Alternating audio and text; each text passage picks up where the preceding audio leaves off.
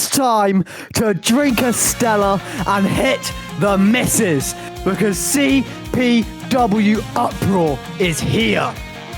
That's right, and right now we have a special dark match for you guys. The Rev versus Sasquatch Shaw, not a part of the main card, and we did this as a special thank you for watching on CovenantProWrestling.com. I mean, the stuff like this is why we are creating the Origins brand. Absolutely.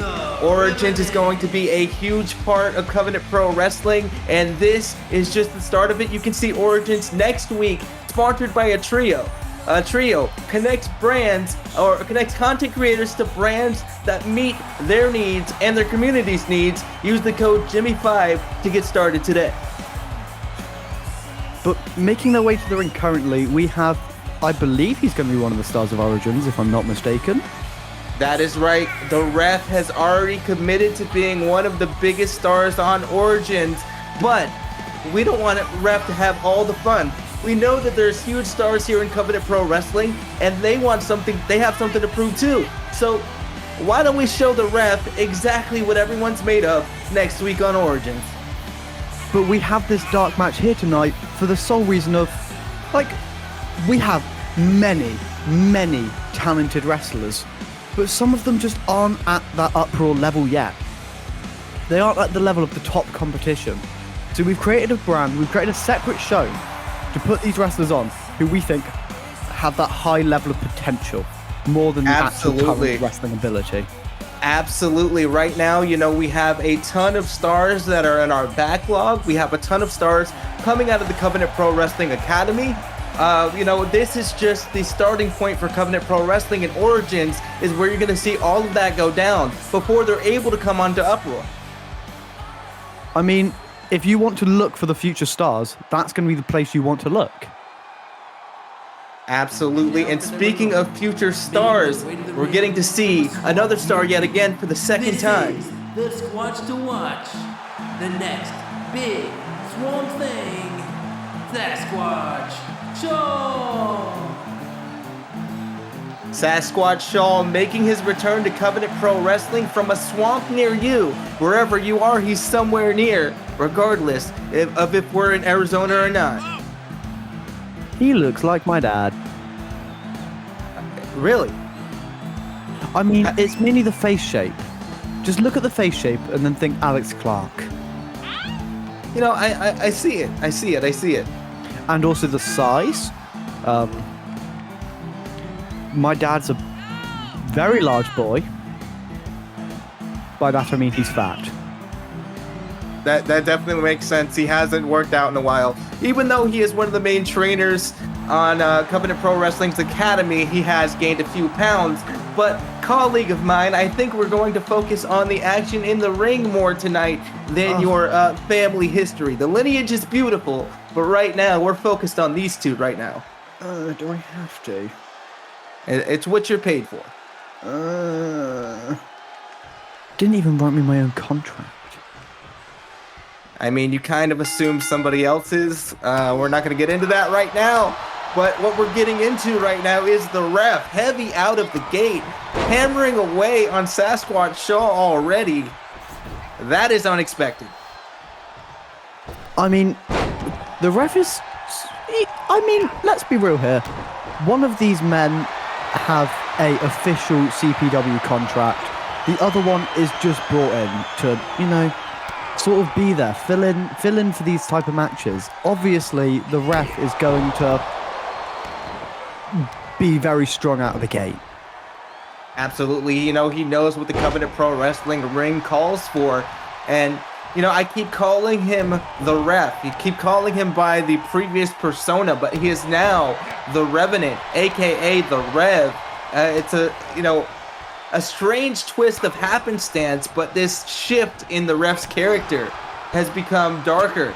And I think this is one of the ways he wants to prove how dominant he can be. He thinks that the rest of the roster hasn't earned a chance to fight him, so now he's going after the local talent, Sasquatch Shaw.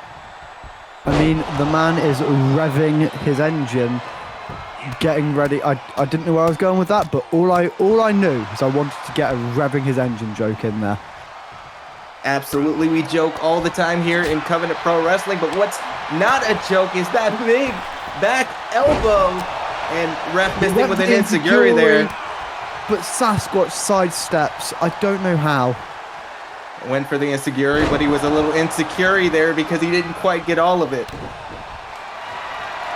Oh, yeah, looking to lock in the submission. But he gets out and stomps him in the back of the knee, dropping him down. I mean, that type of kick to the back of the knee can be very debilitating. I have, in my left knee, I have a torn ligament.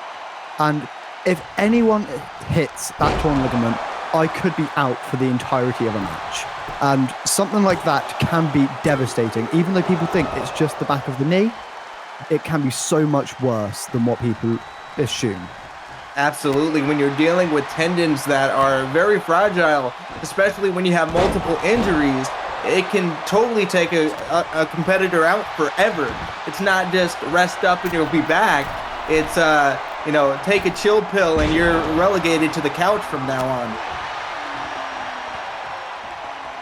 But the Rev, he keeps going for these high-risk flying moves, but they don't seem to be working out in his favor. Every time he's gone for them, Sasquatch seems to have been able to do something to get away. Absolutely. But he has just hit the ref stunner, and that might be it. But no, he kicks out! That ref stunner, we know that he took a little homage there to Stone Cold Steve Austin. He's, a darker character now, but he still has some of the ideologies that he did before, and he wants to pay tribute to those greats. And he does that each and every match with some of his moveset.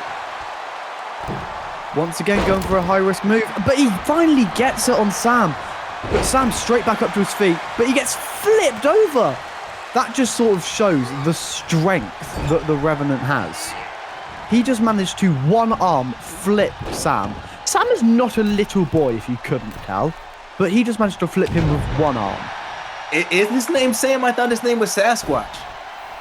I thought his name was Sasquatch Sam. No, his name is Sasquatch Shaw. Did we just accidentally dox Mr. Shaw on the air? Nope, it's probably my dyslexia. Makes sense. Dyslexia, guys, brought to you by a trio. And also, unfortunate difficulties in school. Sorry. James, I'm going to say this now. I'm just going to say it. The ref going up top. Ref has something to say. What do you have to say, my colleague? What are you on about? I have absolutely no idea. We're not technically live for the entire world right now. We're only on CovenantProWrestling.com, and the network can't do anything to me right now, so let me get it out of my system while I still can.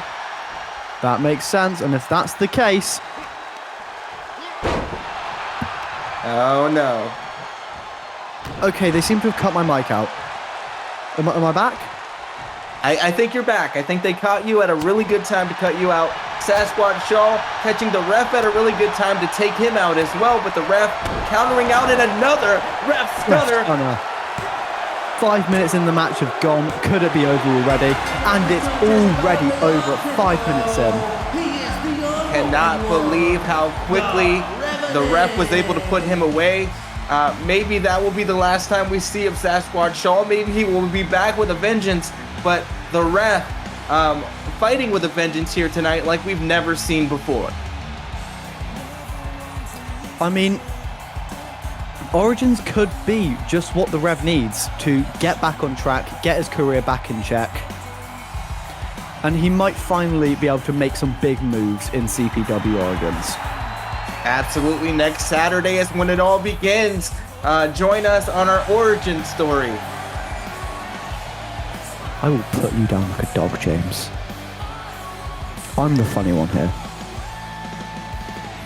I didn't think I was all that funny. I was just saying what the network wanted me to say, because that's going to be live on CovenantProWrestling.com and broadcast all across Arizona.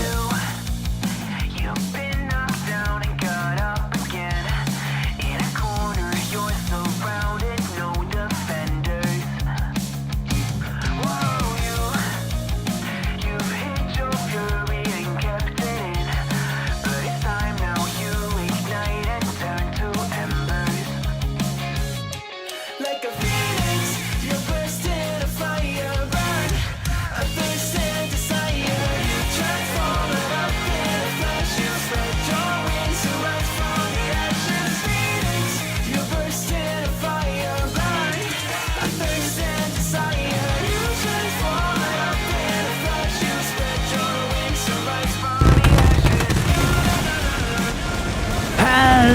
Shaggers, and welcome to CPW Uproar. We have just finished our dark show, and we are here with our main card. I am Jacob Clark, and I'm joined here today by James Randall. James, what do you think of today's show? Today's show is going to be quite an interesting one. We have debut after debut, and some of the stars we know and love, but today is really about the starting point for some of these superstars here in Covenant Pro Wrestling that we're going to see on CPW Origins next week and in the coming future. And today we have Bray Davis, the Assassin, taking on the Super Samoan Hoku to start us off on our main card here. And it's going to be a wild ride because I have heard great things about Hoku. I haven't heard as much about Bray, but we are going to see what both of these men are all about right here, right now. Ladies and gentlemen, the following contest is scheduled for one fall with a time limit of 20 minutes. Making their way to the ring first, hailing from Houston, Texas, weighing in at 269 pounds, making his Covenant Pro Wrestling debut. This is Bray the Assassin. Bray the Assassin making his debut here in Covenant Pro Wrestling. He's not someone we know much about. We do know that he was in CWL for a brief period of time where he nearly became the King of Genesis, but now he is here in Covenant Pro Wrestling, and he may be a small fish in a really big pond. So tonight is his chance to prove that that is not the case. I mean, it's such a big landscape here in CPW. You need to make an impact on your debut, or you're just going to get lost in the shuffle. Absolutely, and I think Bray would count himself lucky for this opportunity to be on Uproar when everyone else is going to be on Origins. Bray is making his debut in front of one of the biggest crowds we have ever seen, where a week later he could be on Origins and not be seen so much. So this is his opportunity to do everything that he can to impress us. Also making his Covenant Pro Wrestling debut from the Isle of Samoa, weighing in at 350 pounds, this is the Super Samoan Hoku. Now, Jacob, my experience with Samoans is that they're all pretty damn super, but what makes the Super Samoan different? Look at him! Look Absolutely. at him, James. Look at the imposing force. I knew that was what you were going to go to, because just looking at this man, he's built like a truck, man. I've heard that his size is deceiving, though, and he is way quicker, way more agile than you would ever expect. James, he looks like he eats people like Bray for breakfast. Bray is definitely going to have his hands full, and potentially the Super Samoan will have his mouth full if that is the case, if he's going to eat him for breakfast. We have to see here. He seems like he pours himself a nice cup of Joe, grabs himself a Bray, and eats him with a knife and fork, or his bare hands. That remains to be seen. Bray coming out with some very light jabs, I would say, in comparison to what this man can take, Hoku.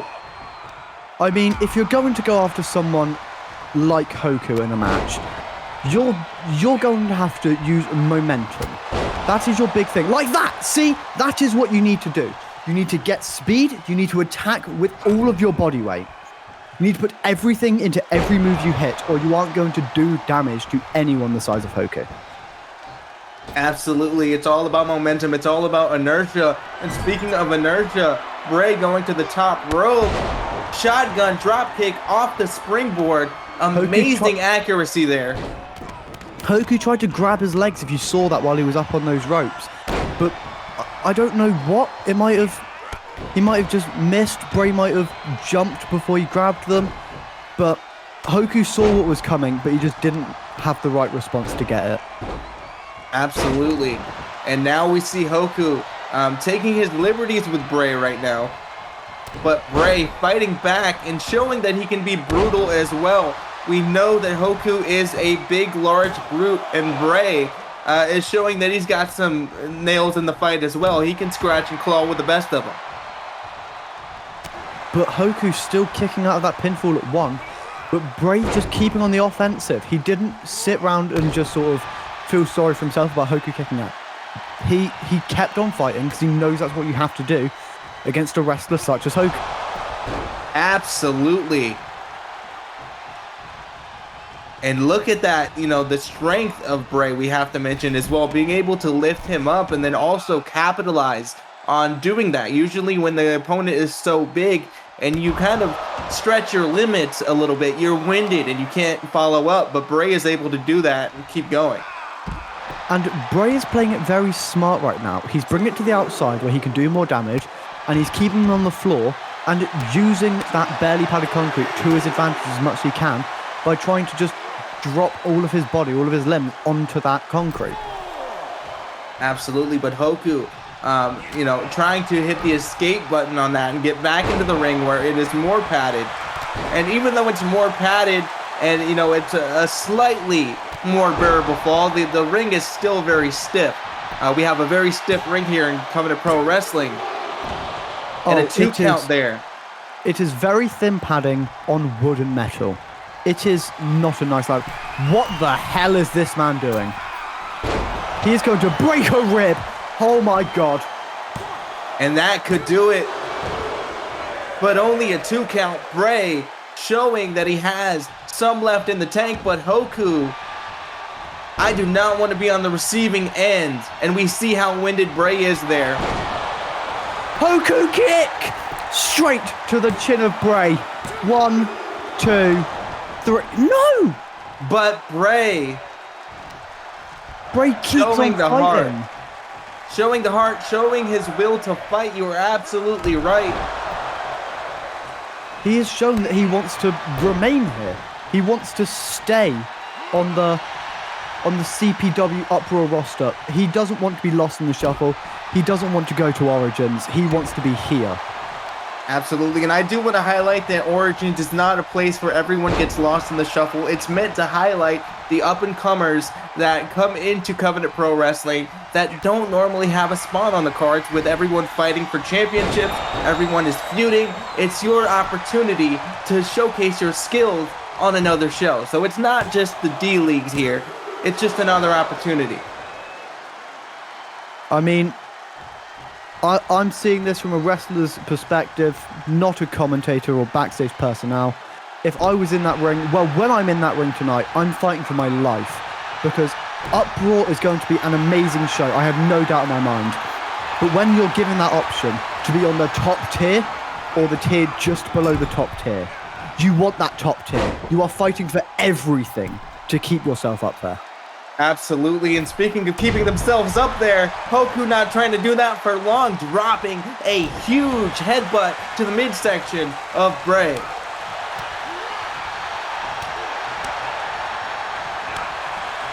See, that's why you don't chop a Samoan, because they will chop you back, and they will chop you back harder, no matter what you throw at them.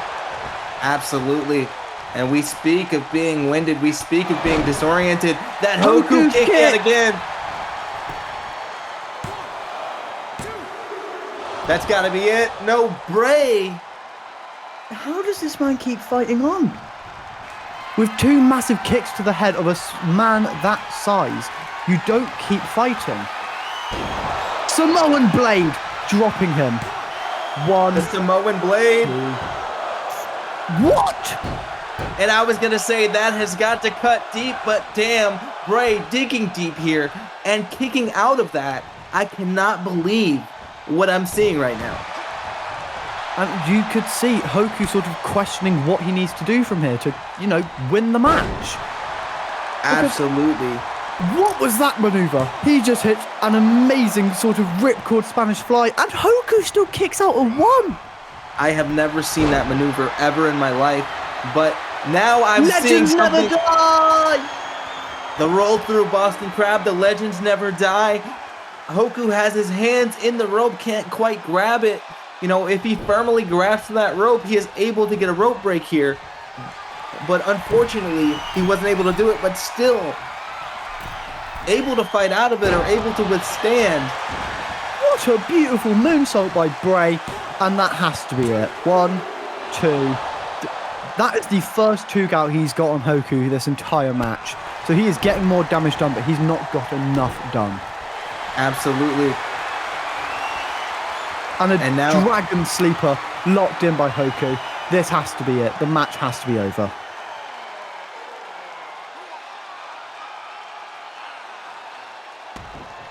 Bray seemingly not giving up, but Hoku giving up on that move. I think he realised that Bray wasn't going to tap out, Bray wasn't going to pass out, and he just needs to keep on going. And he just drops him on his neck. And just I don't know how you can keep on going after that. Just drops on his neck. Yeah, those stomps got in as well, and another Hoku kick there. It's over. What? Unbelievable. Unbelievable. I can't even believe it. Bray might not have been the most dominant in this match, but one thing he has done is proven that he is goddamn resilient. Absolutely, and that Samoan Blade is going to do it for us here in this matchup. Winner by pinfall, Hoku. But it took 2 Samoan Blades, a super kick, and 2 Hoku kicks. Let's put nothing against Bray on this. That was an incredible performance by both. Nothing at all. Bray, you know, he hit some of his finisher moves and signature moves there. He had the Legends Never Die, and he had the Limit Breaker, but it just wasn't enough. Hoku breaking that limit here tonight.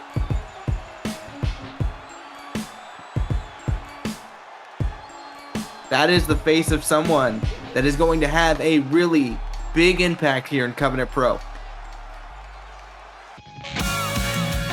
But now, speaking of impact, someone else looking to make an impact, Alex Storm, the Perfect Storm, the self-proclaimed Perfect Storm, I should add, fighting here against Daniel Horror, who's taken exception against all of his egotistical comments, and he wants to put Mr. Alex Storm in his place.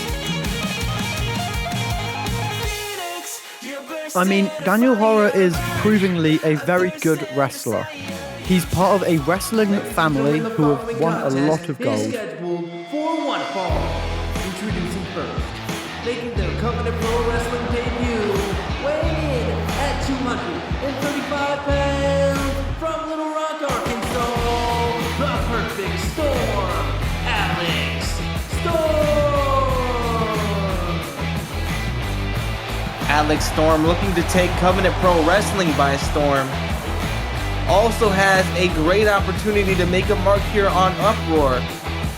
What do you have to say about this competitor? Have you heard anything? I know you're more in tune with the indies. I know you're more in tune with what's going on out there in the multiverse. What have you heard about Alex? I mean, personally, I haven't heard much. I've heard a few things go around about him. I've heard he's won championships in other companies. I've heard he's done amazing things, beat a few big opponents, but I haven't heard a lot about him. Absolutely. What I did hear, it wasn't very inspiring what I heard. I heard that he was fired from the NWA for manipulating booking sheets and purposely injuring his opponent.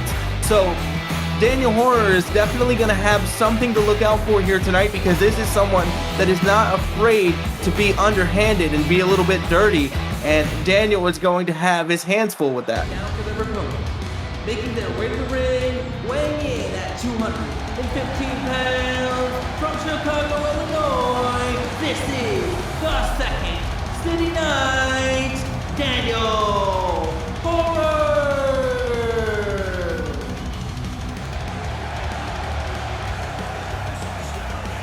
Daniel Horror making his way down to this ring, and he seems to... He's obviously trying to pick up a bit of momentum after losing that massive TV championship ladder match at Hardcore Holiday to... I don't want to talk about it.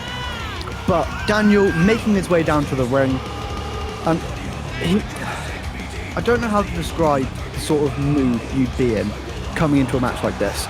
You'd be extremely motivated, but also so just down at the same time. Yeah, you would be very despondent after losing a match like that, but we have to give him credit. He was very impressive in that match. That slam from the top of the ladder onto Fair was amazing. and we can't sell him short. It was an 6-man match rather, and it's very easy to lose matches with that many opponents. But now he's looking to build his momentum back up, and I think this is a good way to start. I mean, it's a good way to start because Alex Storm's coming into this company with a lot of momentum. He's been around some of the bigger companies in America and around the world.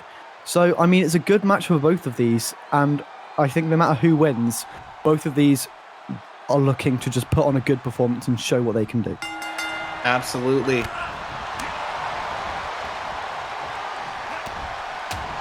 But Daniel Horace seemed to have had that roundhouse kick scouted. He might have done some work looking at Alex Storm. And he might know that he is coming in here to injure him.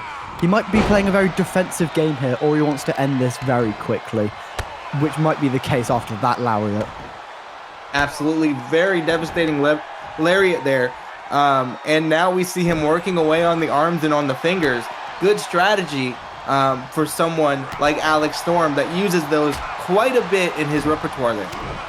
You know, he locks in that Storm's end, that unprettier, and you do need your hands to be able to position your opponent for that move. So if he's got no hands, he's going to have a real hard time with that.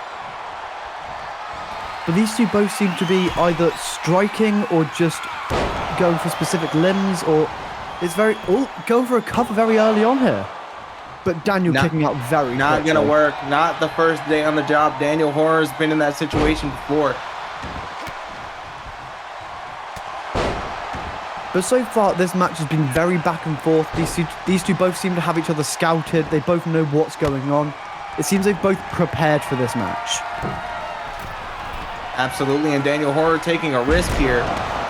Daniel Horror seems to be doing the anything you can do, I can do better. He seems to be trying to play Alex Storm's game, but showing that he can do it without the injury. And we But just he did saw take that massive Horror elbow. that horror effect there.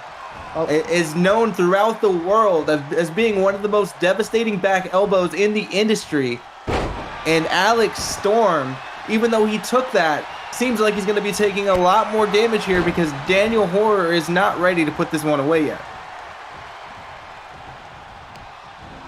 And Alex Storm just throwing Daniel into the corner and just throwing his body into him. That's just disrespectful. It covers all parts of the body and it just hurts. Absolutely. And we see that very unique power bomb there. But now we're going to see Second City's Tempest! And Daniel Horror picks up the win! Daniel Horror out of nowhere picking up the victory. I mean, let's call it as it is. That was a dominant performance. The match was 50-50. Absolutely. But it didn't take much to put him down. And I can't tell if that's because of just Daniel Horror's pure strength or something to do with Alex Storm. But I'd like to believe that that's Daniel Horror's just raw ability there. Absolutely. I mean, when you're dealing with someone that is able to find those pockets of momentum and use his ability to the fullest potential, it's easy to put someone away like that. And unfortunately for Alex Storm, the Storm has been stopped for the moment. Now it's got to get back into gear. But speaking of getting back into gear, we have the new Covenant Pro Wrestling Television Champion, big match, Lucas Button taking on El Mascara Negra. And here's the thing. We've already been told that this match is going to happen, but Lucas, he doesn't know. So keep it a secret. I don't want to talk about it. Well, I don't want all I Lucas can on my say television screen. is Lucas Button doesn't want to defend his championship on Uproar, so management might be punishing him just a little. Pro Wrestling World Television Champion Lucas Button.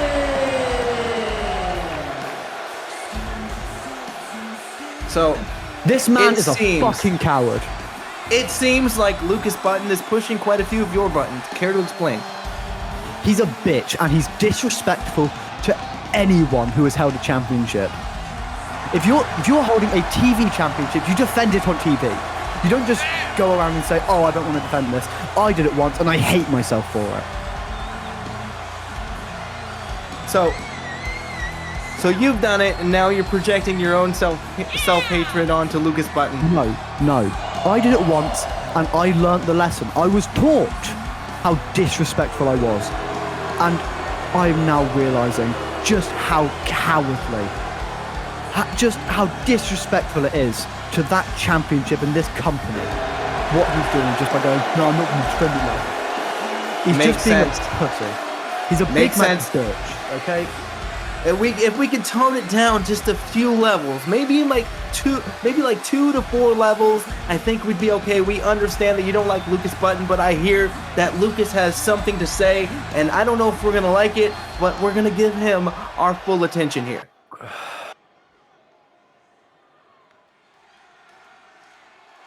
He is indeed our television champion, and I don't think he knows the show started before he gave this promo.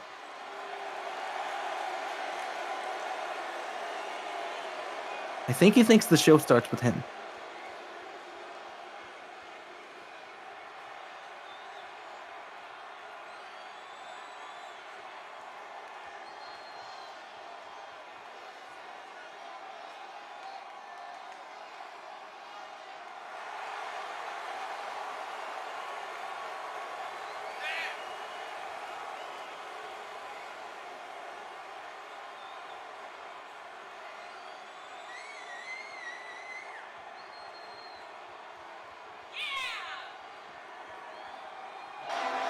There went Lucas Button's one fan in the audience screaming, yeah. But right now, he might be saying, oh no, because El Mascara Negra is his opponent that he had no time to prepare for. He is El Mascara Negra.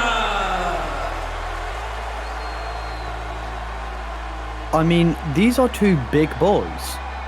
They're big, meaty boys.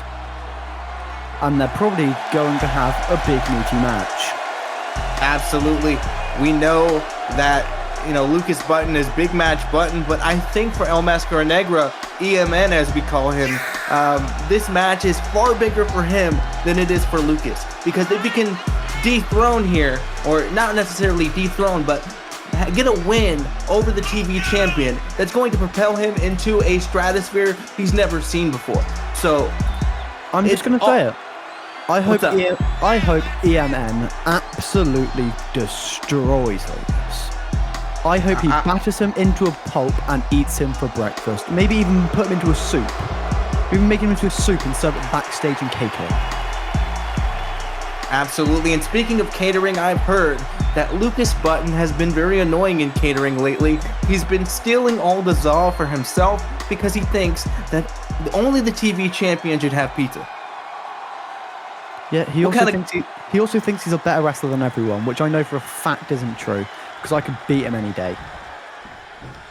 Well, let's see if El Mascara Negra can beat him, coming out heavy in the beginning, trying to get something, but, whipped into the corner there, that Irish whip.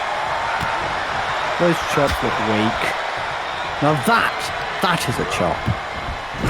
Absolutely. We do see the KT tape over Lucas Button's body, so maybe there is a little bit of weakness there.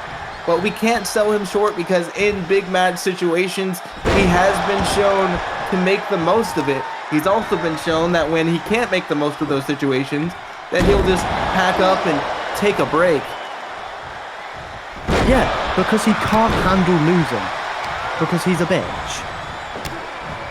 Anyway, speaking of people that are not bitches, our sponsors for this stream, or for this episode, Atria. Get connected with brands that meet your needs. I mean... And that's just how I slow you down a little bit. I mean, EMN seems to be doing very well in this match. He seems to be beating Lucas, and he seems to be focusing on his game rather than trying to beat Lucas, if that makes any sense. He is focusing on what he needs to do to win the match, not what he needs to do to beat Lucas. Absolutely. I think it's one of those situations when you're in a match like this and not everything is clear, but as these matches go on, I think, the right game plans are going to come into place for either one of these competitors. And right now, I think Lucas is a little full of himself, and he might not have the right game plan for himself. I mean, as much as I don't like him, he has a right to be full of himself in this moment.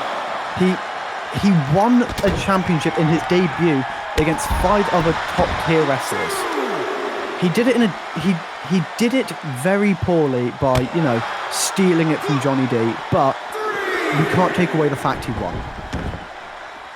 He also was a former CWL Twitch champion, but you know, that was for a period of 2 months, and here, I'm sorry to say, is way tougher than CWL ever was. So I'd be surprised if he was able to hold that belt for more than 20 minutes.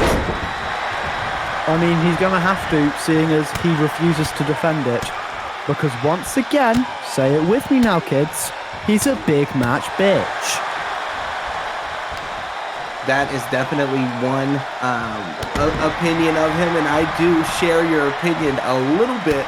But just to let our sponsors know and our, you know, subscribers here on CovenantProWrestling.com, even though he's a big match bitch, he is one of the best wrestlers that we have, and it's just unfortunate that his attitude isn't the best. Do I have to agree with you? I mean, you don't, but you can.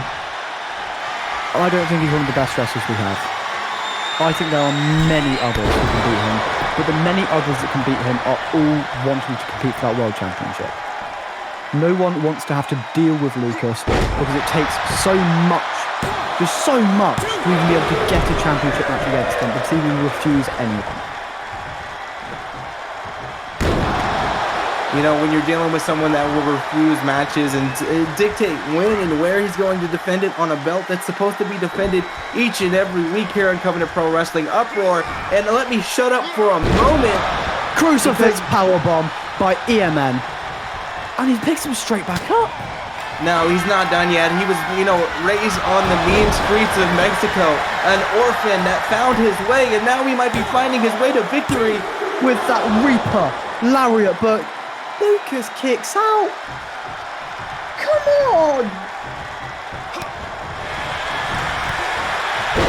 Lucas with a massive knee. As much as I dislike him, I do have to say that he does have good ring knowledge. He knows his way around, he knows how to get back into a match, and he knows how to keep fighting. Absolutely. He is a seasoned competitor here in Covenant Pro Wrestling. He was someone that we were looking to bring in for quite some time. It's just unfortunate that, you know, he wanted to be the top dog the moment he walked in the door, and unfortunately enough for us, the booking kind of helped him get there. So, but blame the guy upstairs. And he could be looking for the button mash here. He runs up and hits it, connecting with a massive basement dropkick to the head of EMN. Going for the cover. 1, 2. Oh no. Oh, thank God. Someone needs to beat him and knock him off this pedestal. You know, El Mascara Negra is one of the few people here in Covenant Pro Wrestling that has a victory over our champion, Will Sheridan. So he is not someone that you're going to scoff at and, you know, really think that he can't get the job done. Granted, that match was a 2-on-1 situation, but El Mascara Negra dominated that and a 2 count there. So anyone that can dominate the champion, whether it's 2-on-1 or 1-on-1, as we've heard, Jamie Clark over this past weekend defeated Will Sheridan in a show, and we'll talk more about that later. But El Mascara Negra is on that short list along with your brother that have done that. Yeah. I mean, he's not a competitor to be messed with. Just look at him. He's dominated this match, and he's going to hit his second crucifix powerbomb on Lucas and possibly get the win. But yeah, he's not a man to be messed with. As you said, he's beat our current world champion. He's dominated most of the matches he's been in. He just knows how to get around that ring, and he knows how to beat people. And that big tombstone there might be the punctuation point, the exclamation point to put this one away. And he has done it. EMN has defeated Lucas Button. Can you believe it? El Mascara Negra making a huge statement about his placement here in Covenant Pro Wrestling. He has just defeated our brand new TV champion. Does this mean that Luke was a fluke, or does it mean that El Mascara Negra is just that damn good? I don't. EMN has to just be that damn good. He's just better than Lucas. You know what? You know what? Give me a minute. I'm getting up. My broadcast partner has got something on his mind. He's a little bit pissed off, if you will. But El Mascara Negra enjoying that victory. Wait a minute here. Jacob Clark finding his way into the ring. He is a dual contract competitor here in Covenant Pro Wrestling. Just happened. I think you all know why I'm still in this ring. No, explain it to me. Bitch Lucas Button. Big match bitch, as I like to call him. The championship he has. You know the belt. It's called the TV championship, and he's meant to defend it on the TV shows. You know, the bi-weekly show we do. You know that thing. That small thing we do. Yeah, he's meant to defend it then. What was that? He just didn't defend it. He just chose not to. Lucas, you're a disrespectful piece of shit, and you don't deserve anything in this company. Okay? Buddy, no one likes you, okay? Defend that championship next week, or I'll find time to take it from you. Love you, bye.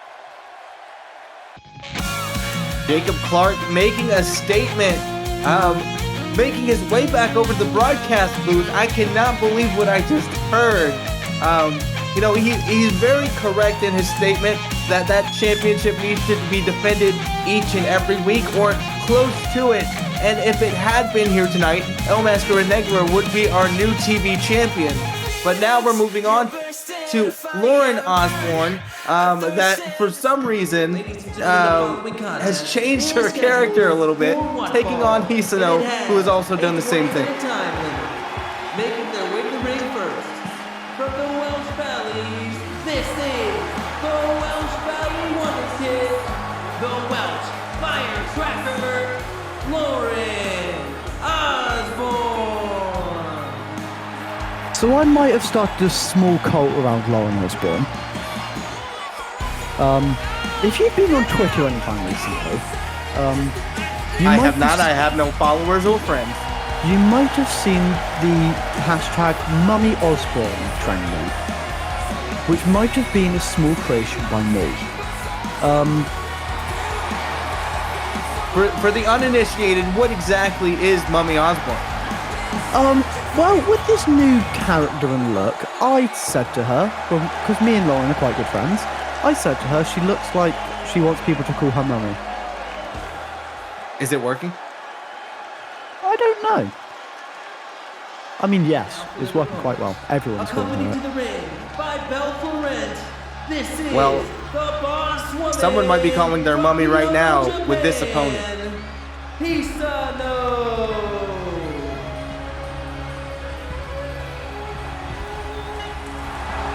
I mean, this match is stemming from a massive backstage fight. That they were...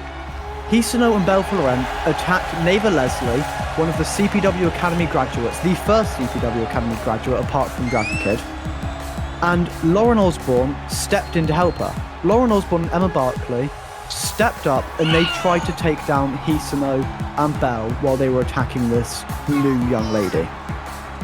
It didn't work out in their favour because they also, got brutalised by the pair. But Absolutely. And we know that Emma Barkley is out of action right now because of those injuries. I mean, Negra Leslie, the poor girl these two were attacking, is getting out of hospital today. She has been in hospital since the attack 2 weeks ago. And she's being released today or tomorrow. These two absolutely brutalized all of the women backstage. And not only that, you know, Hisano is as bad as that is. This feud with Lauren Osborne and her friend Ashley Walsh from way back has gone on for so long. This hatred for each other has stemmed as far back as we can remember here in Covenant Pro Wrestling, and we know that Hisano was actually the reason why Ashley Walsh is no longer with the company at this time, because the beating that she took from Hisano completely took her out. But I do believe that Lauren Osborne has this match in the bag, because she has something that Hisano has been trying to get her to see. That rage and anger that she has inside. Absolutely. We see this character shift in Lauren Osborne. She was known as the shyest of our competitors. She was, you know, really personified by her, you know, I guess her quirks and her, yeah. So now we've seen this confidence that's been inspired by this relationship with Emma Barkley and some of the other wrestlers here in Covenant Pro Wrestling that has made her, that has, you know, boosted her up. It's a completely different Lauren Osborne. So Hisano is definitely going to have to pull out all the stops. I mean, Lauren is an amazing wrestler. We can't take that away. And so is Hisano. But I want Lauren to win so badly, and that's why I said I think she's got this in the bag. But, like, let's look at the reality of this picture. Hisano is just a different breed. Absolutely. Like, she can take on anyone and everyone. She could probably defeat our world champion, Will Sheridan. I've heard through the grapevine that Will Sheridan, the only reason there is no intergender championships is because Hisano would be at his neck. Yeah, and like, but Lauren Osborne at the same time is an amazing technical type of wrestler. She knows her way around the ring. She knows what she's doing. It's just whether she can put it all together and keep her emotions in check. Definitely, and we do know, you know, she can get the job done. Unfortunately, she hasn't had much luck since losing to former CPW Women's Champion Belle Florent, who is also in the corner of Pisano right now. So with that added to the stakes in this matchup, you know, Lauren is at a disadvantage. So she's going to have to pull out all those technical maneuvers.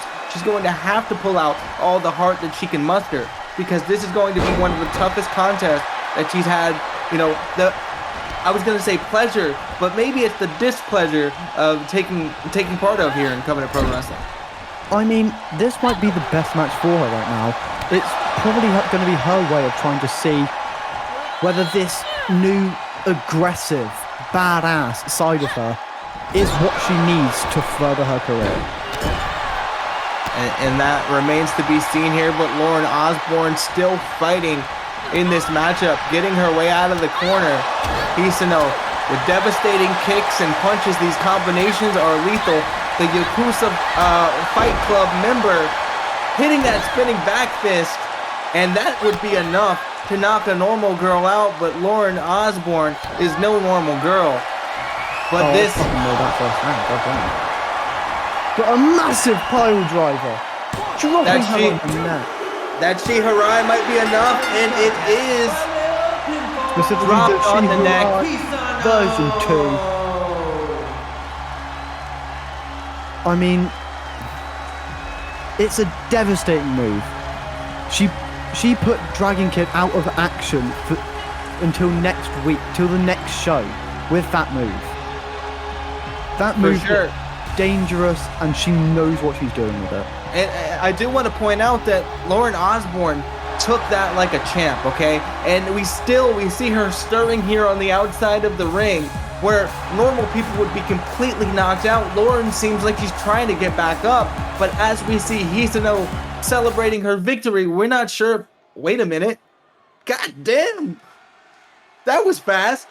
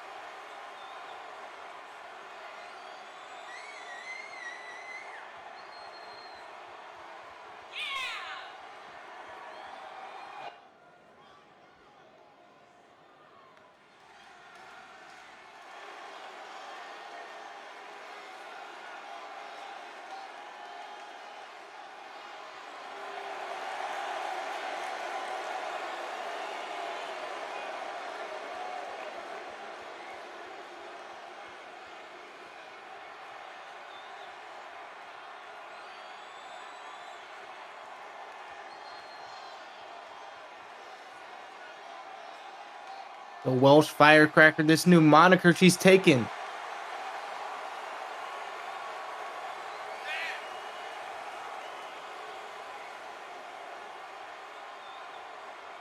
Calling out the Queen of Screams, Marilyn Myers, our champion. Anytime, any place, whatever, doesn't matter. Because she is not ready for the Welsh Firecracker. But now we are ready for the two green men in our Covenant Pro Wrestling family, Pinkish and Dan Darnester. You pronounced his name wrong. It's now Picklish. He is green. He is green, and he's in the ring with Dan Darnester. He is Picklish. We will have to consult our copyright lawyers to make sure that name is available. But Picklish or not, Pinkish is kind of pissed off, we've heard. Ladies and gentlemen, the following contest is scheduled for one fall, and it has a 20-minute time limit. Making their way to the ring first, weighing in at 213 pounds, this is the True Ribbons Bane, Pinkish. Pinkish made a statement a few weeks ago that if he did not win the Fatal 4-Way at Hardcore Holiday against everyone that he was feuding with, he was in there with the ref, he was in there with Mac Daddy Furnace, he was in there with Logan Fowler that he unfortunately lost to, that he was going to reign terror, and you were going to see a different side of Pinkish that we haven't seen before. So I'm expecting, if he's true to his word, that Pinkish is going to be dominant. He's going to be a different level here tonight. I mean, is there much a robot can really do to change their game? Or does it mean he can change his game so much better and quicker than any other wrestler could? I mean, we do know that Pinkish has a limiter on in Covenant Pro Wrestling, so that it is fair for all of the human competitors here in Covenant Pro. So maybe he's tweaked that switch just a little bit. We don't know. We have to consult referee Leonard Seymour to see if everything's still on the up and up, but Pinkish does have quite a few ways to gain an advantage here. And now for their opponents. Making their way to the ring, allegedly from the North Pole, weighing in at least 10 pounds of pickles, this is Dan Darnester! Darn. The father of the Darn movement arrived at Hardcore Holiday, and right now I'm feeling like it's a holiday still, because whenever this man steps into the arena, there is an energy unlike any other. It's electric. An electric pickle energy that I cannot describe. I mean, you absolutely have to love whenever you see Dan Darnester in this ring, because he just brings the energy. He's an amazing wrestler, and he's just fun. He's fun to watch, he's fun to be around. It's just a good time whenever he's in that ring, and that's how he created that Darn movement. Absolutely, and we see all the Darnies here in the crowd, all the supporters of the Darn, raising their fingers up, their little pickle fingers, I should say. Maybe they're gherkins, I'm not sure. I am losing my mind here on commentary. Somebody save me. I will try to save you, but to my knowledge, we are very close to my match that's coming up. So I'm sort of preparing to get in that zone. I'm going to be, I won't say inactive, but I'm not going to be as all in on my commentary. I'm going to relax it down a bit, try and get a bit zen, as DK just hits those chops and punch combos. As DK hit him, I thought that was Darnie over there. What are you talking about, DK? What? I told you. You said you were going to get relaxed. I didn't know that you were going to fall asleep. Just do your thing. I've got this. Dan Darnester taking out Pinkish to the outside, but Pinkish with a forearm there. And a rolling neck breaker. Fucking hell, the strength on that one. I think the limiter switch is off. Pinkish is pulling some dirty tactics here. He just grabbed him with one hand off the floor. But the pickle man is still feeling it. He is not sour at all unless you lick him, because he's the pickle man.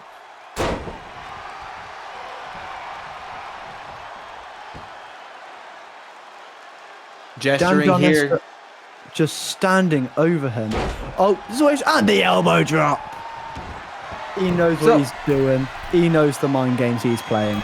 Absolutely playing some mind games, dropping the knee. If there was a groin there for Pinkish, at least I'm assuming there's not one because he's a robot, it would have definitely felt the impact of that knee. Groin. Like a pee-pee. Well, I don't know if he's got any hidden servos that are important to his basic functioning down there, but I hope that he is okay. It seems like he is right now. He's working on the pickly fingers of Dan Darnester right now, and everything is in his control at the moment. Picking him up, jumping off, and a massive, was that an Inzaguri dropkick? Inzaguri dropkick, I don't know. It seemed like a floating sideways dropkick, but you can never really know what you're looking at sometimes here in Covenant Pro Wrestling. And a massive, holy guacamole pile driver. As he might have been looking for that pickle flosion, but Pinkish grabbing out of it and just lifting him up, and he has definitely done something to that limiter after that. Holy balls.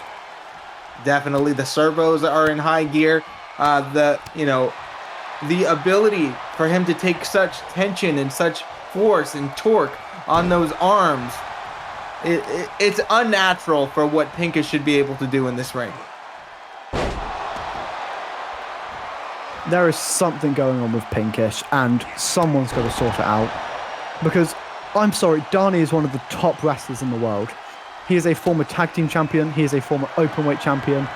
This man has done most things you can do in this business. And the Thunder Crash, a pinfall here. Darnie's not looking good, but he's able to kick out. He seems to be looking for a dragon sleeper of some sort there after grabbing the hair. But Dan Darnester working his way out of it. He might have been taught how to get out of that from one of his friends, Alex Clark, and fellow coaches. Is Pinkish busted open now? I think it might just be an oil leak. I think he might definitely seems more plausible. Also, I don't think Pinkish has blood, but Dan Darnester might have busted that part where he just holds all of the oil to keep his body running. Definitely makes sense, that reservoir there. Maybe it was a red alert. We're not quite sure. It was a huge flash that we saw on our monitors here. And Pinkish definitely seemed to be feeling the effects of it. So we're going to go with one of those, either one. And Darnie seems to be waiting in the ring. No, going out to Pinkish. Hi, Darnie. How you doing, bud? And Darnie put on the floor. And he just hits back with a massive knee to the head of Pinkish. But Pinkish using the environment to his advantage here. Pinkish seems to be calling Dan Darnester back into the ring. But he was just playing him, trying to get him in that ring so he can get the advantage and drop him on that knee. Definitely. And I do want to point out that we missed the call earlier, probably because my commentary notes suck. But Pinkish did hit his new maneuver called the Fist of Havoc, and Darnie is still going. So this is impressive, and that's one of the reasons why I think he turned that limiter off. What makes a fist, traditionally a Superman punch, a Fist of Havoc, and potentially that's also a Fist of Havoc because the Pickle Man, Darnie, has now been busted open as well. I think he's busted that nose, and he's just going straight back after that cut. He knows what he needs to do. He knows where he needs to hit, and he knows what to do to get that damage done. It's like he's a robot. It's like he's a robot. He exactly is a robot. You're right on the money there. And Pinkish, now that I think about his Fist of Havoc, these maneuvers that he's been trying to integrate into his repertoire here, it does seem like he's done more with strikes. Dan Darnester seemingly trying to rip the arms off of Pinkish, because I don't think it's morally wrong to rip the arms off a robot, would you? I mean, it depends. Are they quick release arms, or are they just Are they all one King piece? Kong knee drop!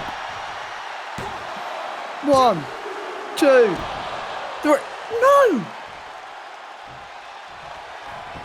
Pinkish kicking out of that King Kong knee drop. One of the most devastating moves in wrestling.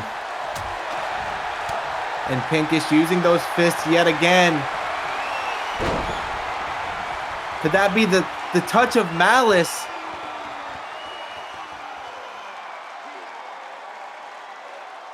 And is Darnester going to tap out? Is it going to be it? I mean, he's a great wrestler. No, Pinkish giving up. I think he realised that Dan isn't going to tap out. And just punching him in the head. What can you be looking for here? We know what this is. First there's lightning, then there is the thunder crash. 1, 2, 3. By way of pinfall, the true Ribbons Bane. So the verdict is out, and I think that is definitely a new Pinkish. I mean, surely. Because despite his happy-go-lucky attitude, his pickle preferences, you know, Dan Darnester is not someone that is easy to take out. He's one of our trainers here in Coming to Pro Wrestling that is prepping the future of this industry and this company. So for Pinkish to be able to do that to that level is definitely a statement that you don't want to overlook. I mean, obviously. So, I feel when he gets backstage, I feel we need to get one of the people who knows where his limiter is to check his limiter. Because Dan Darnester is one of the best wrestlers in the world currently.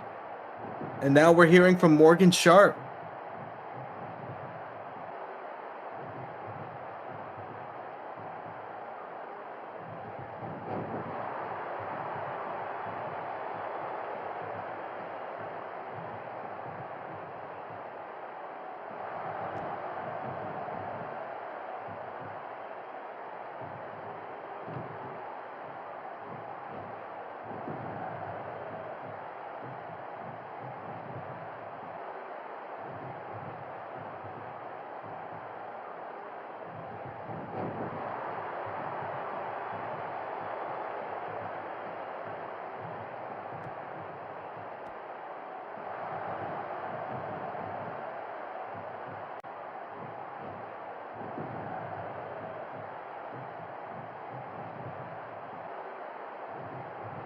Mac and Fowler?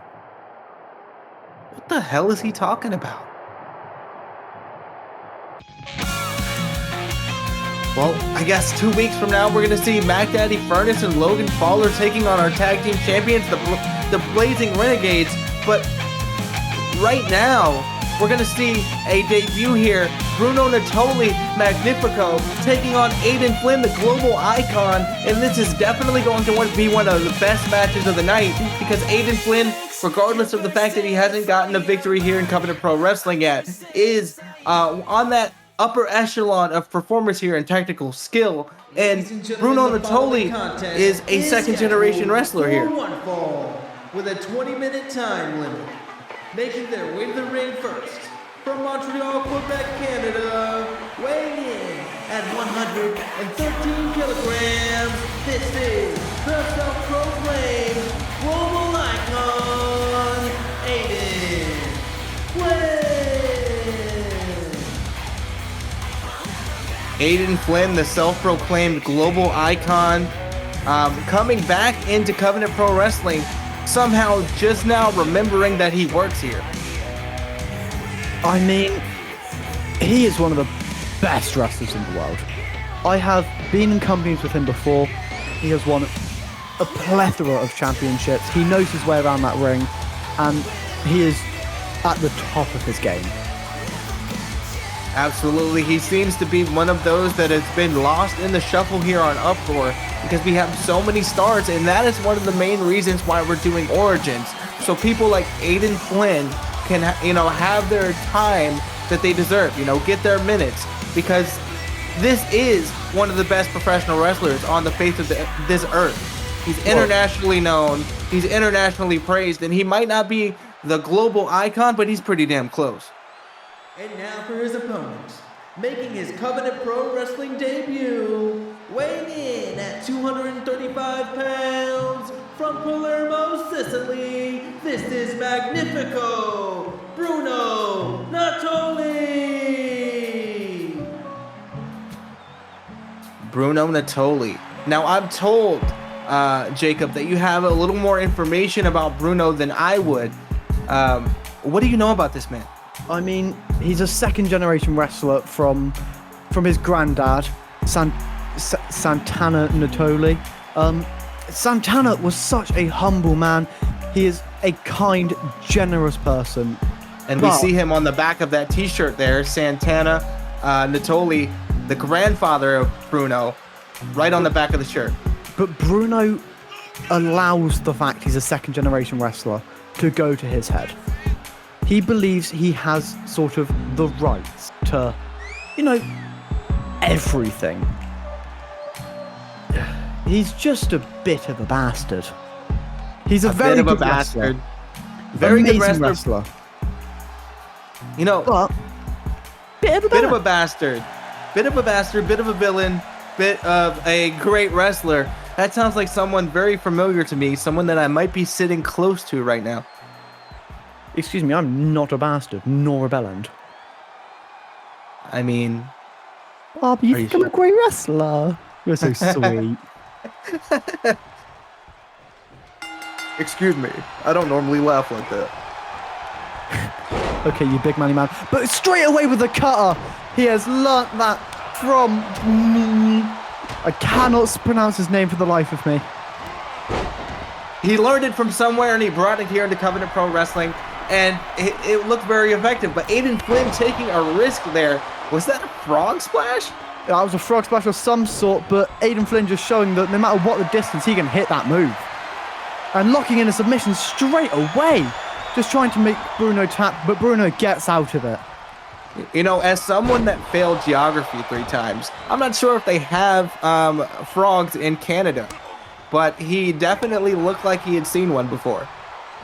I've seen a frog before. It was terrifying. I can imagine, especially if it looked as big and burly as Aiden Flynn. These TV monitors don't give you really any indication of how big they are, but if you see them in person, they just tower over everyone. We have some of the most imposing figures in wrestling here in Covenant Pro Wrestling. And speaking of imposing, that combination of suplexes there, that's definitely going to impose on any good night you might have. I mean, Aiden Flynn is 6'5". The man is a giant. He doesn't look, as you said, he doesn't look it, but he towers everyone. Apart from possibly some of the biggest, and I mean physically biggest wrestlers we have.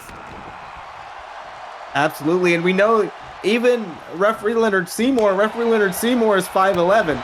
So when you put it in perspective of that, these guys are pretty damn big because they all tower at this man.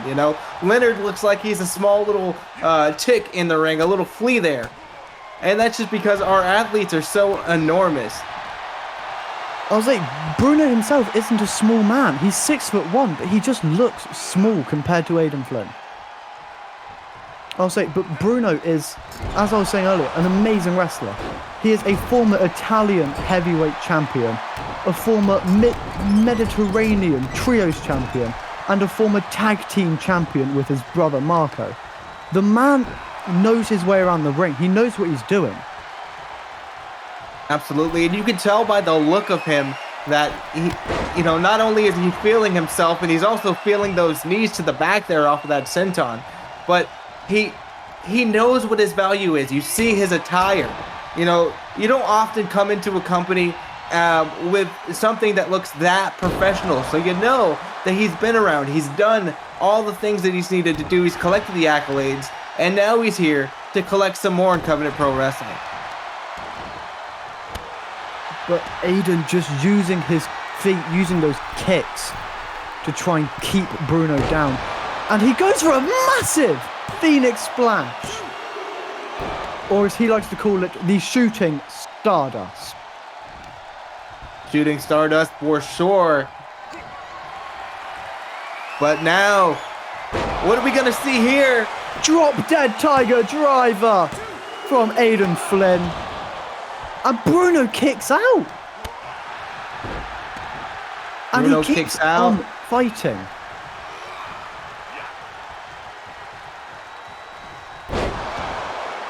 And slamming him down. That Sicilian scoop slam, world-renowned pinfall here with the leg hooks. And Aiden Flynn able to kick out. And he could be looking for that magnificutter on Aiden Flynn. And he is.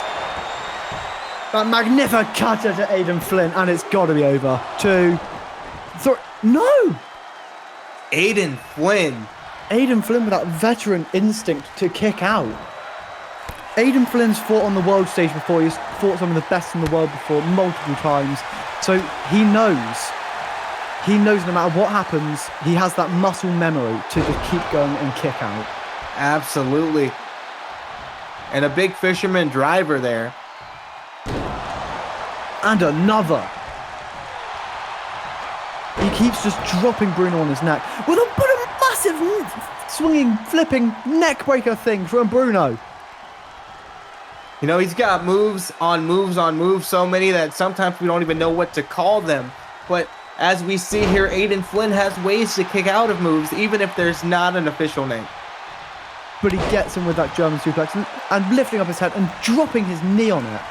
See, doing that adds so much more damage than just dropping your knee to the head. Because you're see another frog splash. No, another shooting stardust. 1, 2, 3. No. Bruno showing that he's got that heart. He's got wrestling in his blood. So he was born kicking out of a pinfall. And that drop has to be it. Dead tiger driver. And he kicks out again. And just keeps on fighting. The crowd is screaming one more time. This man is not letting down. He is keeping going with a massive brainbuster to Aiden Flynn.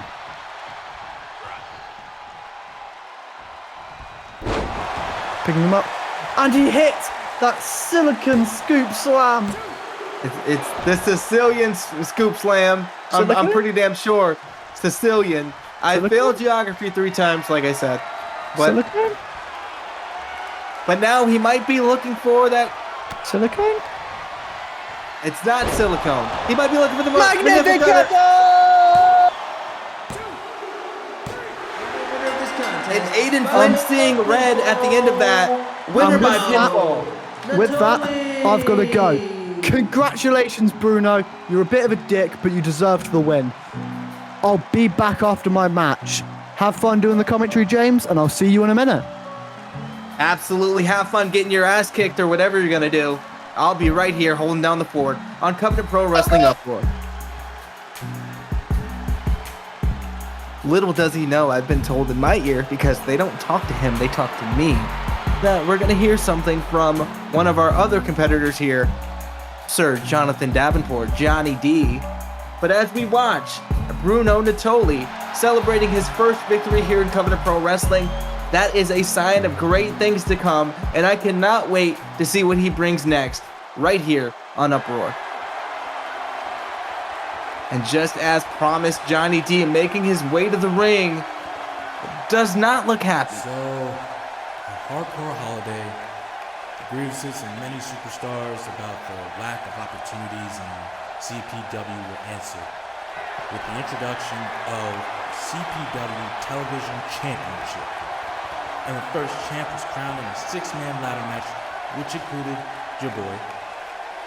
As you can see, I don't have the TV title in my possession, which means I didn't win. But I'm not too stressed about that. Wanna know why? Because that ain't the damn title I wanted in the first place. To those who haven't been paying attention, my goal is to become the CPW World Heavyweight Champion. And although I can appreciate Will putting me in the match, Even if I won, I would have only viewed that title as a small consolation prize. Especially now, when, as of that's right a beautiful now, belt. the only person that is qualified to be the next challenger for the world title is me and only me. So Will, I know you're out somewhere licking your wounds right now, but you and everyone else are looking at the only true contender.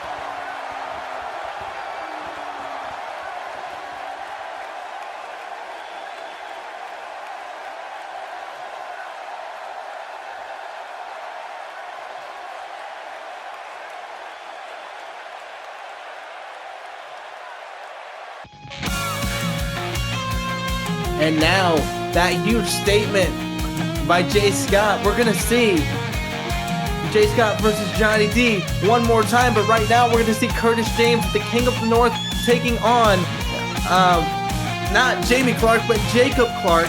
I cannot believe that the production truck is messing that up. I'm going to fix that in post. But right now, we're going to see Property of Alex and Cassidy taking on the newcomer here, Curtis James. God, it must be really hard living in your brother's shadow. Ladies and gentlemen, the following contest is scheduled for one fall. Making their way to the ring first in their Covenant Pro Wrestling debut, hailing from Hawaii, weighing in at 261 pounds, this is Property of Alex and Cassidy Clark, Jacob Clark. So my broadcast colleague, Jacob Clark, making his way to the ring. I have to admit his theme song is a banger.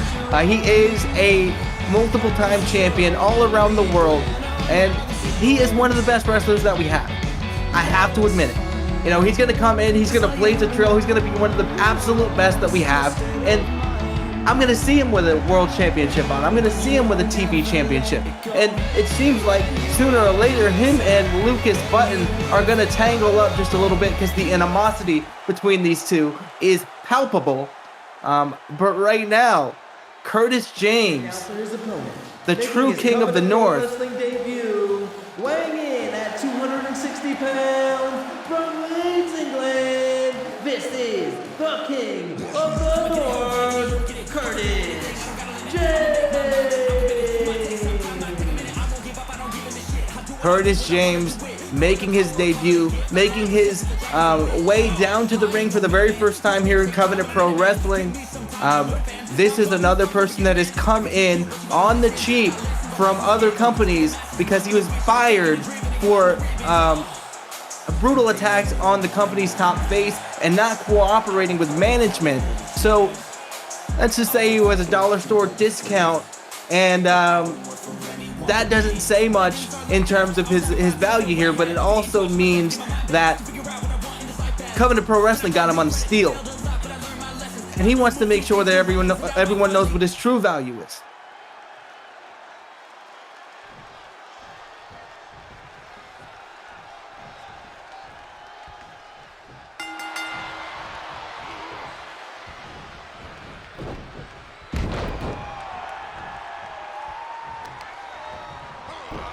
You know, I've got people in my headphones here telling me that Curtis James deserves a little bit more credit than I gave him just a moment ago. And right now, with that 450 splash right out of the gate, Jacob Clark in a bad state here with all of this aerial offense that he's being attacked with.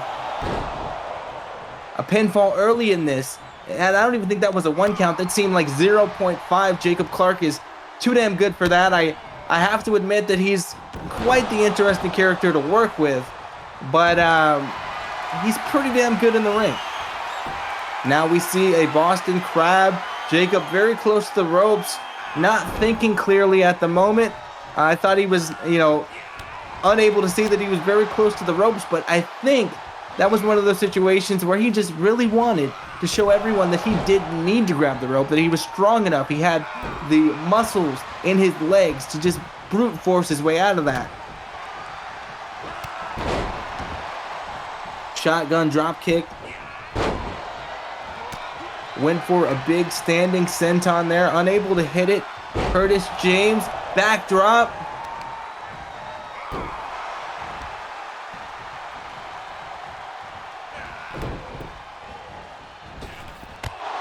Curtis James going for something big here, and he's going for blood. Hooks the leg. Jacob Clark, 2 count and a kick out. Referee Leonard Seymour in perfect position.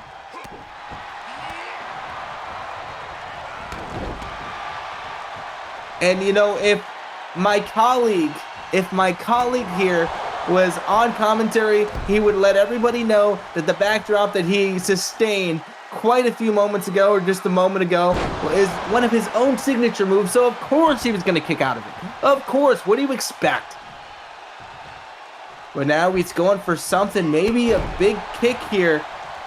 No, a low drop kick there, and Jacob Clark sprinting around his opponent just to rub dirt in the eye. And a nice elevated floating splash there from the top rope.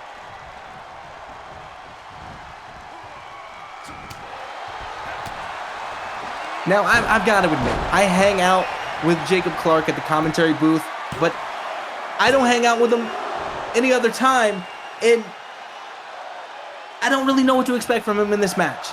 But what I did see is the final straw was hit by Curtis James, and it was ineffective. So that just goes to show you how great my colleague is in this business. He's not just a pretty face. He's not just a nice voice. He will kick your ass and charge you for it. Pinfall here. And only a 2 count. And now Jacob getting onto his feet, but Curtis James kicking at the midsection and showing that he's able to block, but he's got 2 tickets for your clown fall and a pinfall here, and that could be it. But no, Curtis James, the King of the North, showing that he still rests upon that throne, and he is still fighting to make the North proud. Midnight! Jeez, that's a beautiful maneuver there. My God. Got my microphone all out of whack. But we continue. And now 2 more tickets, and they're not to Paradise. Tickets to your clown fall. Hooks the leg. 1, 2, 3. This contest by way of pinfall, Jacob. Is anyone a winner here? Absolutely, production truck. Abso-fucking-lutely. And it is Jacob Clark.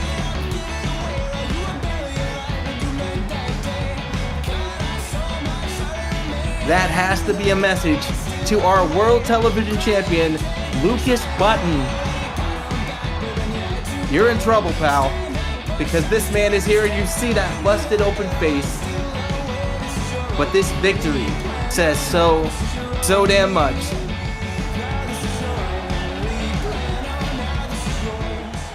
Now get the fuck back over here. And now it is time. give it up, give it away. You were very young when you looked that day. Okay, we don't sing our theme songs on commentary. If we were singing any kind of theme song, I would sing this man, King Roddy, but I'm not gonna do it. But right now, we're gonna see William Black taking on the OG Pimp King, and William Black hasn't had much luck here in Covenant Pro Wrestling since the very beginning. We thought he was going to be our breakout star here, and it just didn't work out for him, and now he's got something else to prove. The contest is scheduled for one fall, and it is your main event. Weighing in at 269 pounds, hailing from Biloxi, Mississippi, this is the Wolf of War, William Black. Winner, chicken dinner, baby! I have to ask. It was a great match. You did great. I popped for the midnight. I don't know if you heard me, but I screamed for you, all right? But we have to be impartial on the mic.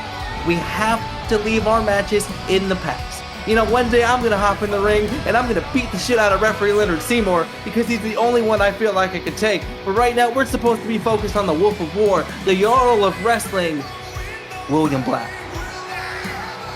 I mean, William Black is a scary man. Look at him. Look at the size of him. And he is fast-paced. He will pick you up, throw you down, smash your head onto the mat, break your kneecaps in half, and rip your bollocks off. Well, that sounds unpleasant. So is William Black to be around. But that doesn't take away from his incredible in-ring ability. And now for his Well, opponent. absolutely, he's got the in-ring ability, but someone else that has the in-ring ability making their way to the ring. 240 pounds. He is the royal icon, the Pimpin' King, and the one true OG King, Roddy. King Roddy, you would have to be royally stupid to test him, and right now, I don't want to say it, but William Black, is he royally stupid, or is he just that damn smart? I mean, it's probably a good mix of both. Because he is an amazing wrestler. He's won world championships. He's won all sorts of championships around the world. And King Roddy, to my knowledge, is decently new to the business. So, Decently new to the business. I think he has been King of Genesis back in CWL. I could use a fact check here sooner or later, but if I'm wrong, I'm sure he'll take it up with me. but, yeah, he has won the King of Genesis, but William Black is William Black. Let's just be honest here. William Black's William Black. Absolutely. You don't fuck with William Black. No, we can hit you with anything out of anywhere. That King Killer. He can hit you with the Black Fang. He can hit you with just about anything, and anything that he does is devastating. Quite like that Snapdragon suplex, that half and half there. Half and half. One of my favorite moves in the business. But just straight away going after, as I already said, the striking of William Black. Look at him. He will just hit you and hit you and hit you again. Possibly with a knee thrown in there, occasionally. Yeah, the knees are dangerous. One of the biggest weapons that I think people overlook when they're facing William Black is what is this? What the hell is this? What the? Who is that? Who is that, and why did they just hit William Black with a King Killer? What? As far as I know, that is not a contracted employee. I don't recognize that man. And he definitely does not look like he's from around here. Yeah, I don't think he's been here before. I can speak to my dad to see if he's from the academy, but I haven't seen that man before. King Roddy taking advantage of the interruption there. That graphic that showed up on our screens, but somehow is not in our files, in our archives.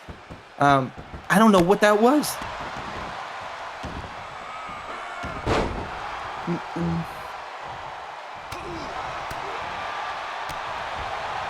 Sorry, I'm not talking. I'm still sort of in shock about what just happened.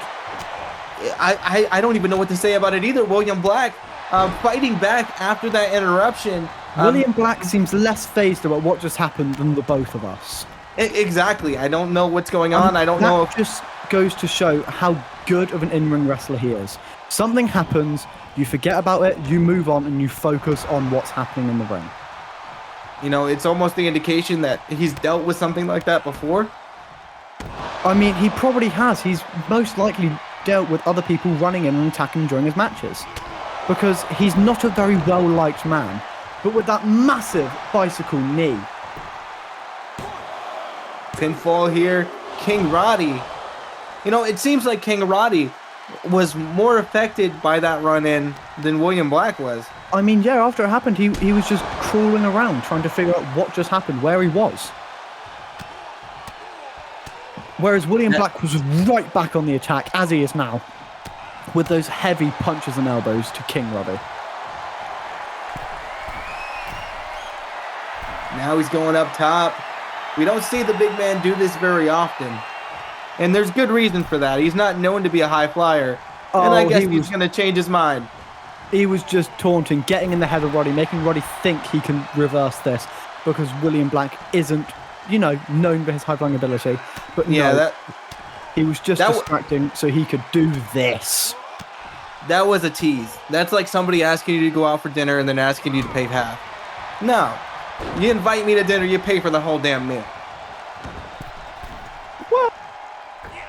That's just how it works. If you offer to pay, you can pay off. But a massive roundhouse kick, also known as the bow to the feet by King Roddy. But only a 2 count.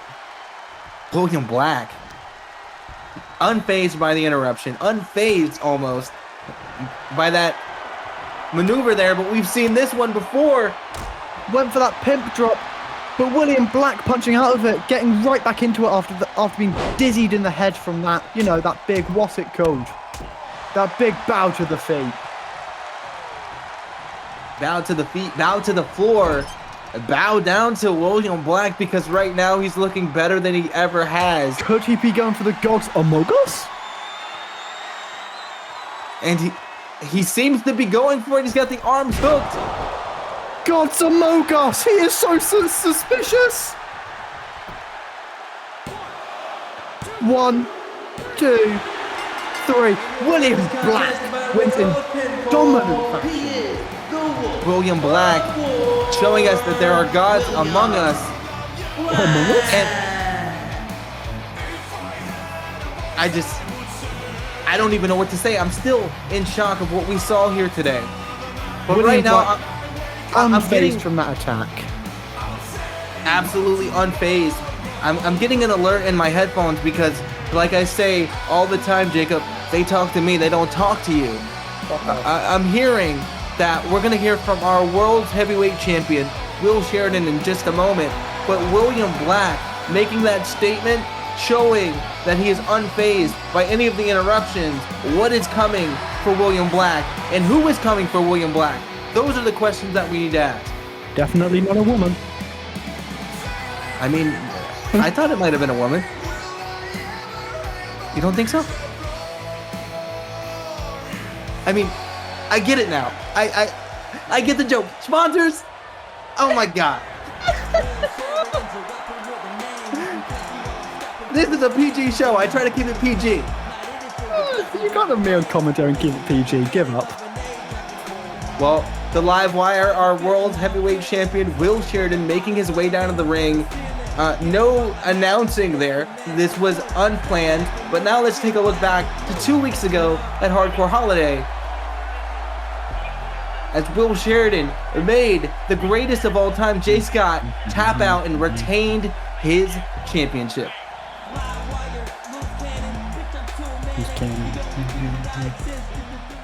Ugh. He's got a good song, doesn't he? Yeah, I'll admit he's got the wires crossed.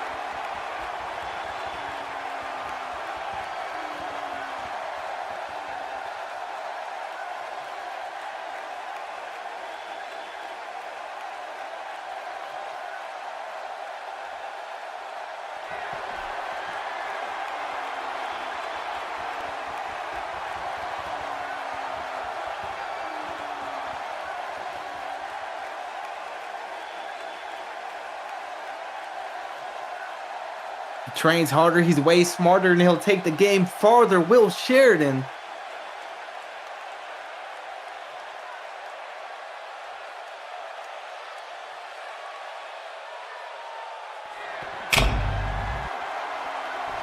What the? What's going on here? What the hell is going on here? What's that? I hear a damn spray kerfuffle. paint.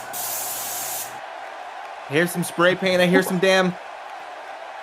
What the? Who is Fuck. that? No gods, no kings.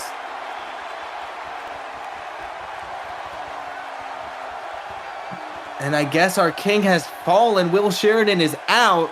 But who could this be? It's Jamie Clark. Fuck You you, knew Will it. Sheridan. You I knew about knew. this, didn't you? You knew.